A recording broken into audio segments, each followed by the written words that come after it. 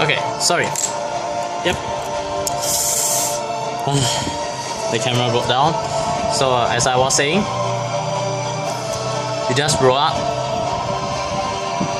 like this, so I'll get it as circular as possible.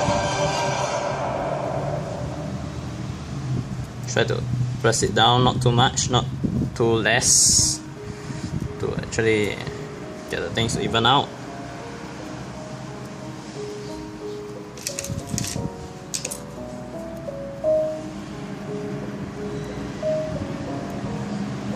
Once you're done,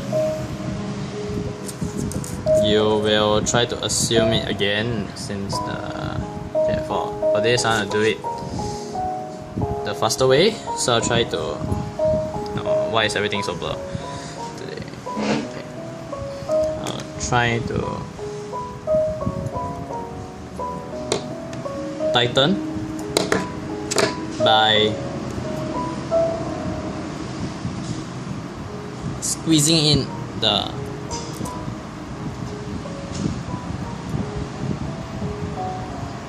paper clip or this part. Yeah, I didn't give it a name, so just bear with me. Together, yeah. So it should look something like this. You cannot make it drop. As you can see, there is some, yeah, there are some gaps there. This bottom part and the top part. I'll try to make it tighter. And then, now,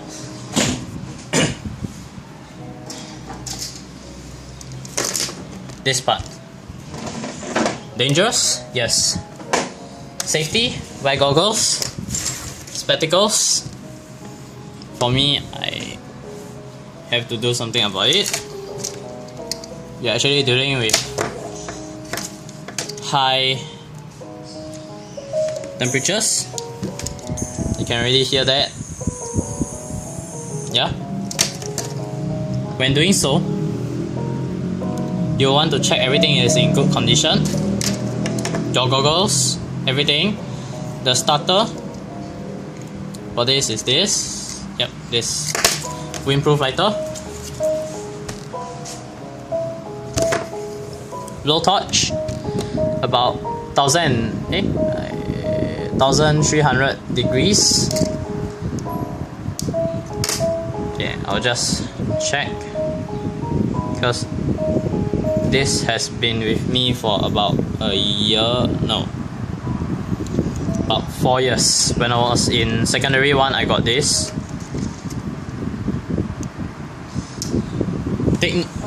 You have to be sure that this project started all the way back when I was in primary 5.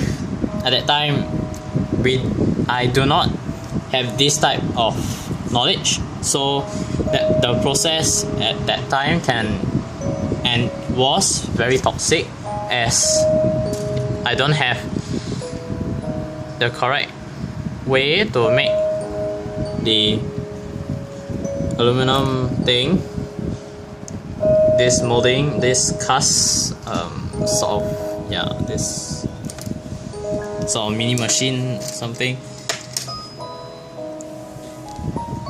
until I read about an article about injection molding. Yeah, so know that when you are doing this, you are exposing yourself to a little bit of risk. Okay, not too much, otherwise I won't be here to teach you about this, because safety is the most important to my viewers and as well as to myself. Okay.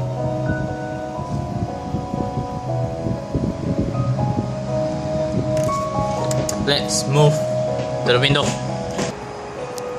Okay, since now we're at the window, I don't know how well can I do this, but I will try.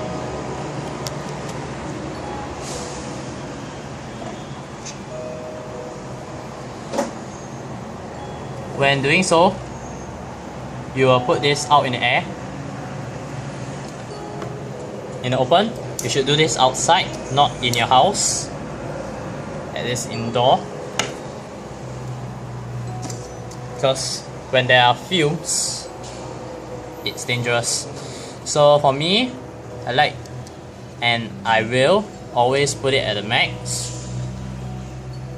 But for now, for your as starters, you'll do this first. Set it all the way down. Turn it on. Light it up with the flame, the torch away from your face.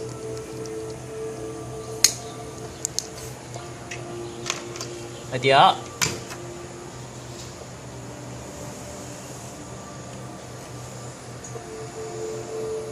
Maximum heat. As you can see, I don't know how well you can see this. There will be fumes somewhere here, and you do not want to put your mold here, as that is the center of the Bunsen flame. If you have been to science labs, you can see that there are 2 layers of fire. Not exactly there will be a top fire. There will be a part where there is sort of blue, and there is a center part where is light blue. The light blue actually has little to no heat, while the middle part of the flame has the highest temperature. So what you want to do is to put it at a heat wave slightly above. Yep. Here, and then do this. Just move. Like 1 stroke, 2 stroke. The maximum time you have to spend on this is about 30 seconds. So as to not burn any part of the feet.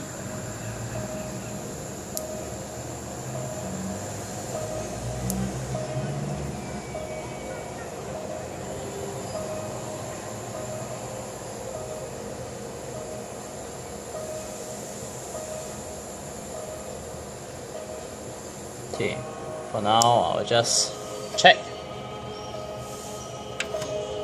I'll just let it rest.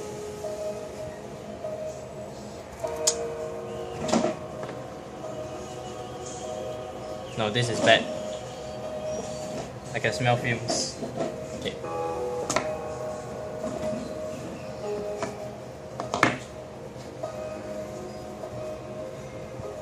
If you smell fumes, which is sort of normal because of the process of melting the plastic, you are not actually burning it, so it's slightly okay.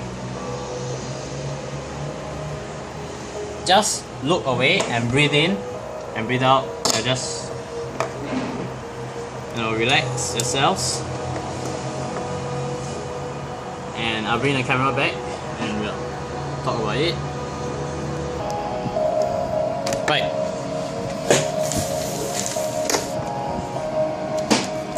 Now,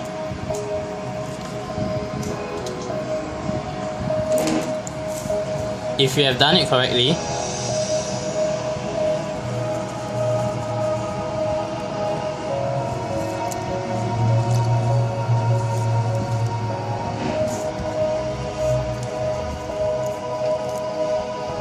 I actually speed up the process by spraying some water. While you are doing this, take note that you're actually causing air to be produced inside, and air bubbles may produce inside, and therefore you won't get a feed that is perfect like this. There may be a chance, but not always.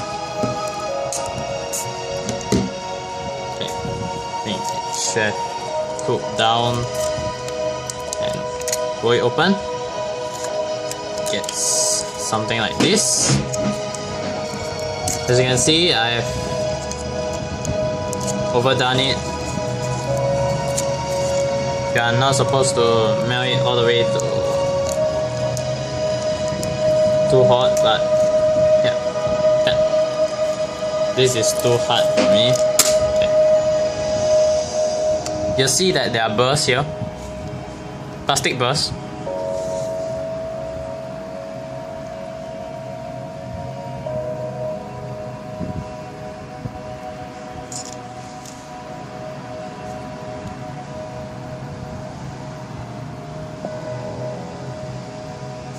Okay, and check there are no burns. If there are burns, it will affect the ink flow, and it may be not consistent if you have burns, and that is what you want to avoid. For me, I will try to mark out that length, that part where there is burst, then I'll measure 0.5 cm from there.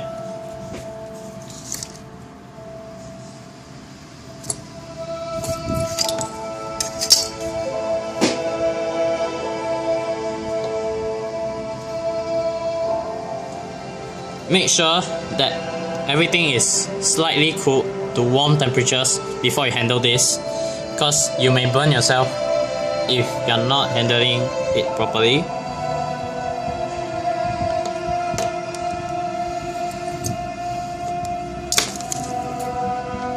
And then at the 0.5 marking, you trim it.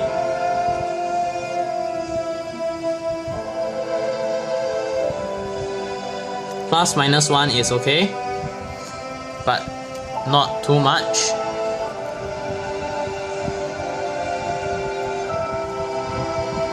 Try to speed up the process by rolling the thing. Then I'll just push it off. It should look like this. Okay, you can see that the plastic is stretching, not that the plastic is unrolling itself from the inside out. As you can see, yeah, this side also, I will show it to you.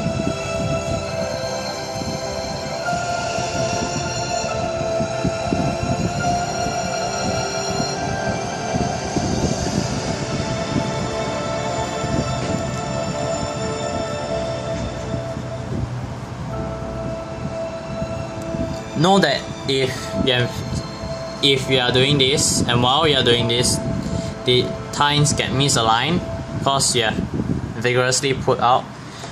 As long as it is light, it is acceptable. If it's too much, redo. Don't worry that the fumes will hurt you, because if you know that, okay, as you know, I'm speaking to those who are taking design and technology when they are in secondary school, that when I'm actually melting the acrylic, what you will smell some coating of plastic. That is what you will smell from this. Okay, not too much. Unless you see black fumes, you're fine. So I try to push it out.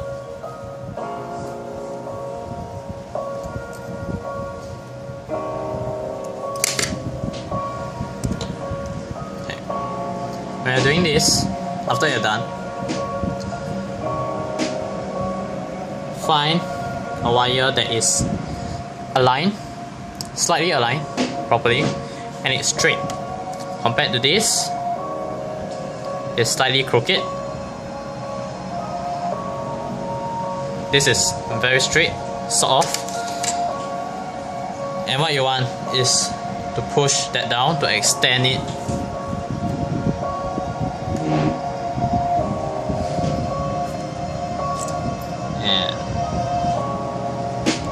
for me, I would like to check if I was doing it correctly.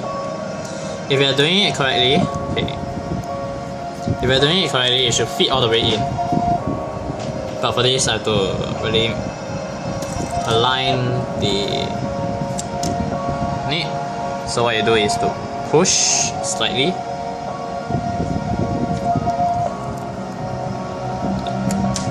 No, too much.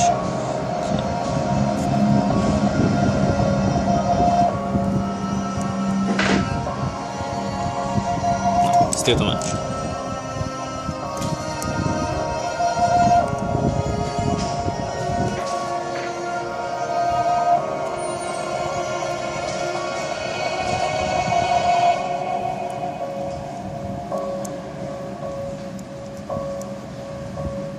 Alright, tight fit. Okay. Before we move on and forget something, we will do the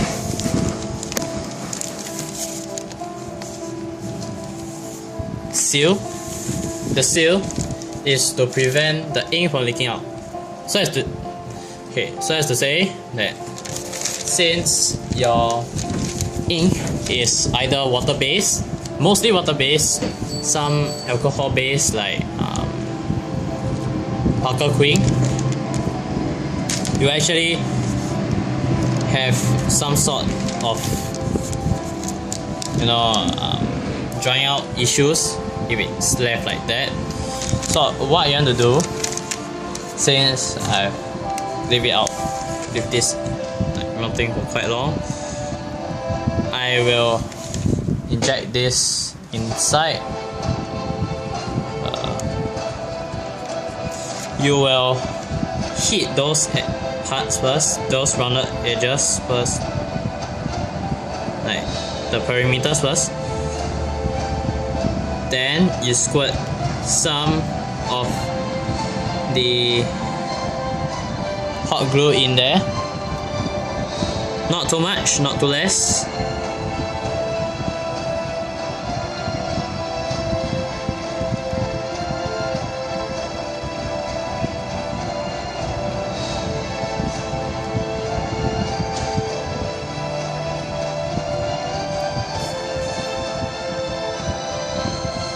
Then, for me, okay, what I found is that the ink, the glue, will start to come off if it's left like this, because it has not adhered itself to the plastic properly. So what I do is that I'll put it here, straight, perpendicular, and then move it down.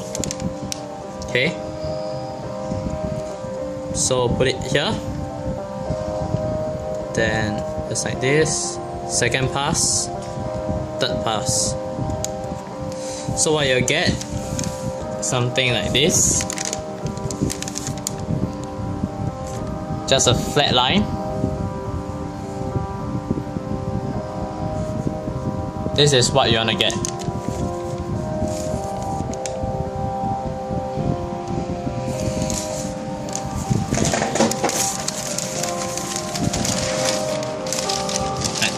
Move back. Okay. So when you fit, just check that your works are okay. Alright. Yes, that is slightly okay for me. Since some of you write nearly perpendicular like this, I suggest you to not do like me. It's like this. You actually do it here, somewhere here. Alright? Something like this. Okay. Yeah, about like this. This much.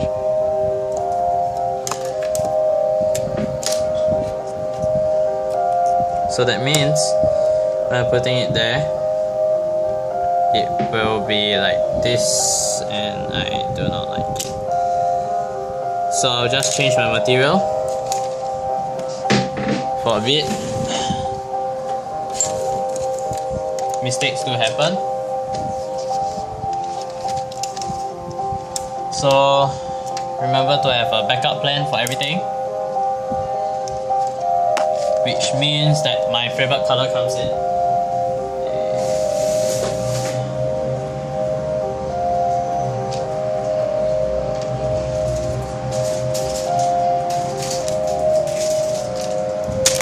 Blue. Now let's not do another red. Yeah, since red is my favorite color, I'll not touch that yet. Like the most favorite. This is my second favorite, so sigh.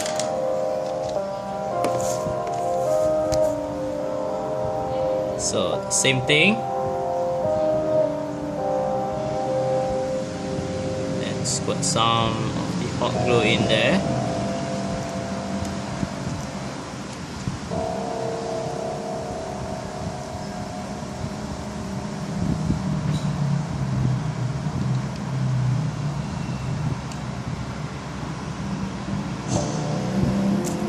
Then 3 passes. 1, 2, 3. When doing so, make sure that you are doing it slowly. If you are doing it too fast, you may inconsistently melt the plastic, which you don't want to.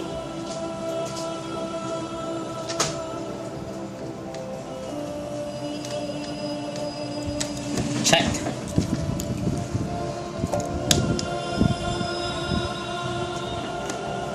Alright, so I will readjust. If you are pushing and you feel that it's too loose, what you can do is cyanoacrylate adhesive, which is super glue.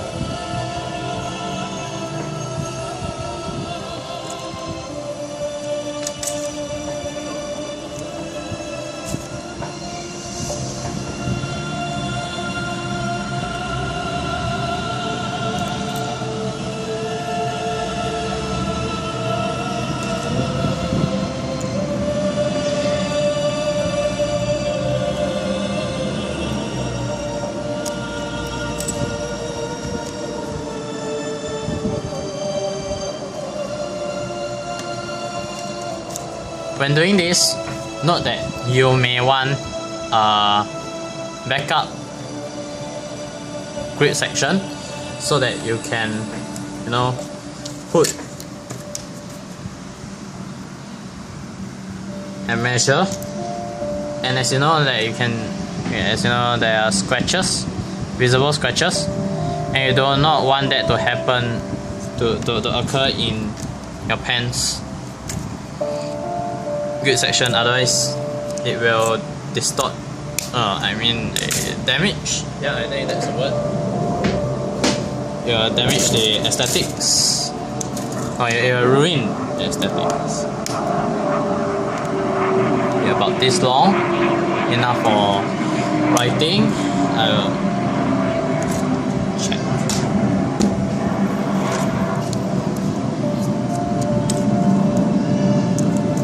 I don't do this, but if you want to, yes. So when you are putting it down, you can see a little bit of angle. Yeah. So okay. Now I will be carving the feet and everything else. So my technique is I will choose the part that has a lot of material for me to cut away. That will be the gas exchanging compartment. I have no names for that.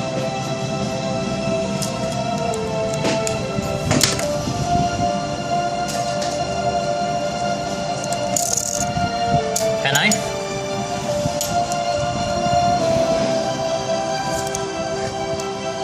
then what you do is to not push this against the paper. You cut this slightly high here, about 0.5 cm, and then shave it.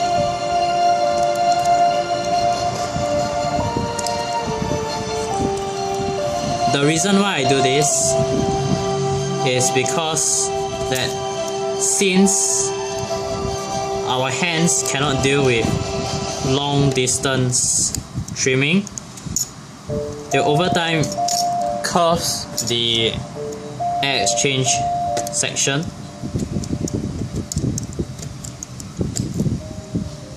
and it will not give you a perfect writing.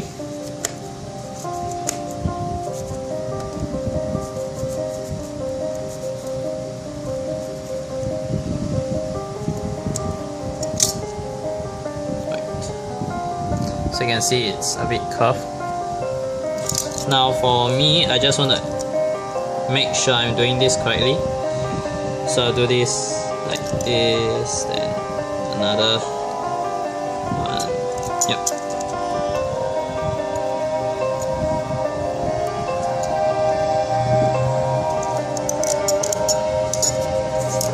Make sure when you're doing this, do not go too hard, otherwise you may cut your hands and it will not be too shallow. The wounds will not be too shallow, and you have to go up for, you have to go to clinic for stitching. And what you're gonna do is to cut a triangular shape here.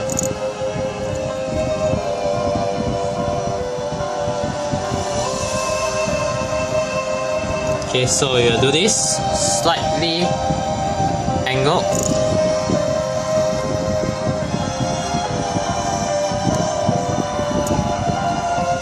And then cut.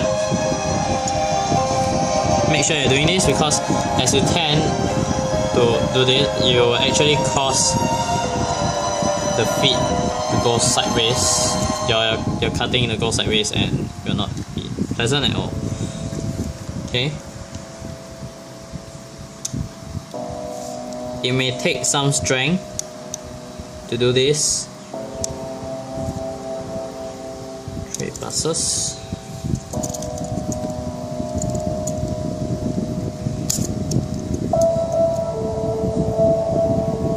If things like this happens to you, it's alright.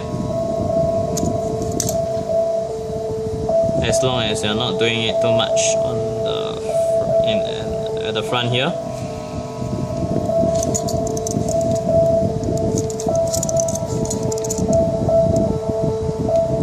Actually carve deeper.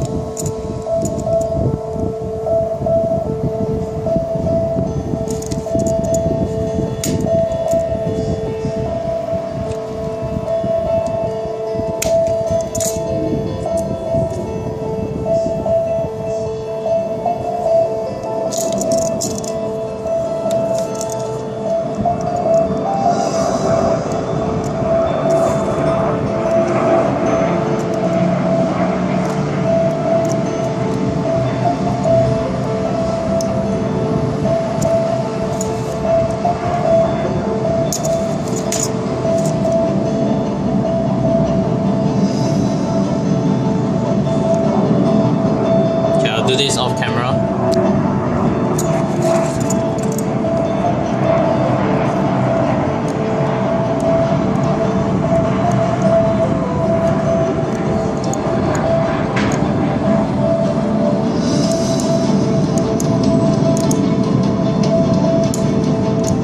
Okay.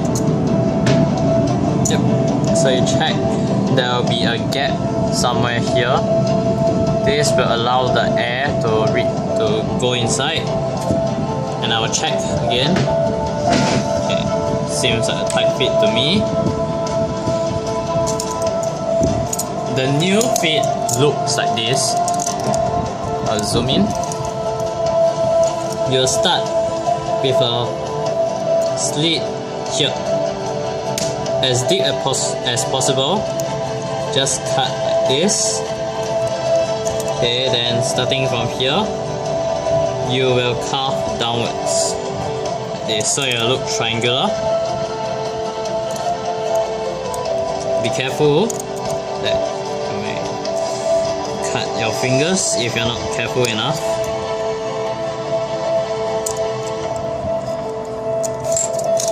So it should look like this. The other side, for me, I just try to make it the same.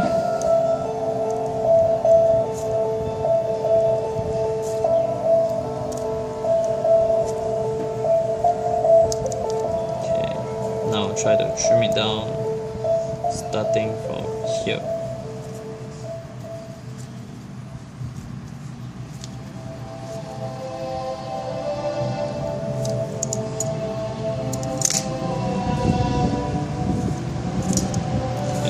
A little bit, just pull out this thing. So it should look like this. I'll do a check, final check. It may feel a little bit less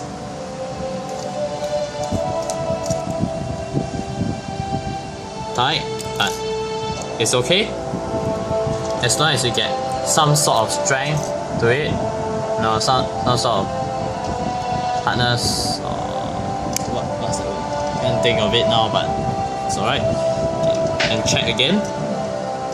You can see that the alignment is okay. Now work on the tine alignment.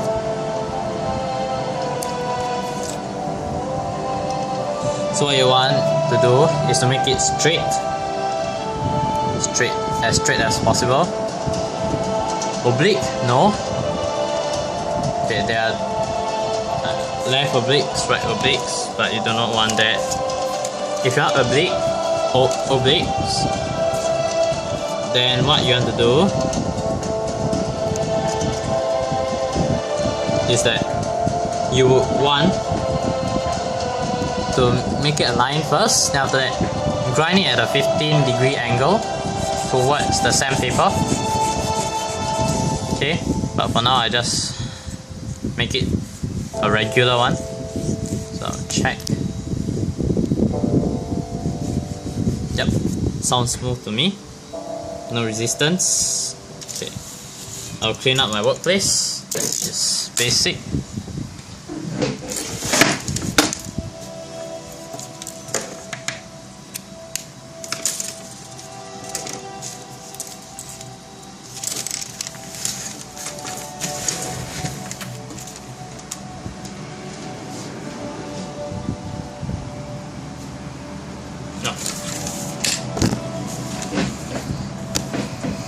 I will get sandpapers for 150 grit.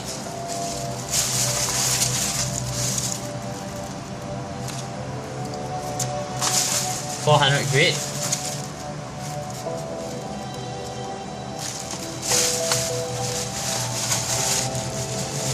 Nail buffer.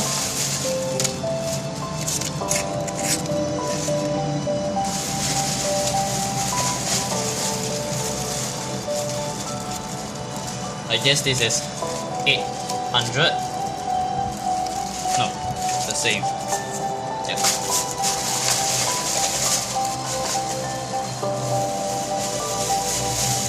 And then for polishing,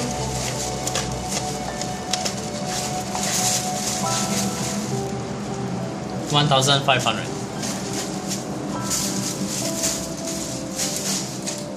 And this for, you know, final grinding of the. Okay, for me, I had enough with. I have enough fines, so I'll try to go a little bit broad. So what I do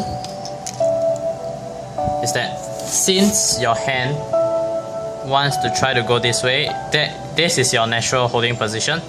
I'll try to make it like tilted like this, so you can see like this. Okay, then you will move left and right while letting it touch the sandpaper.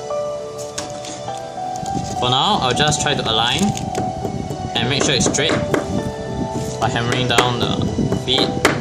Don't overdo it.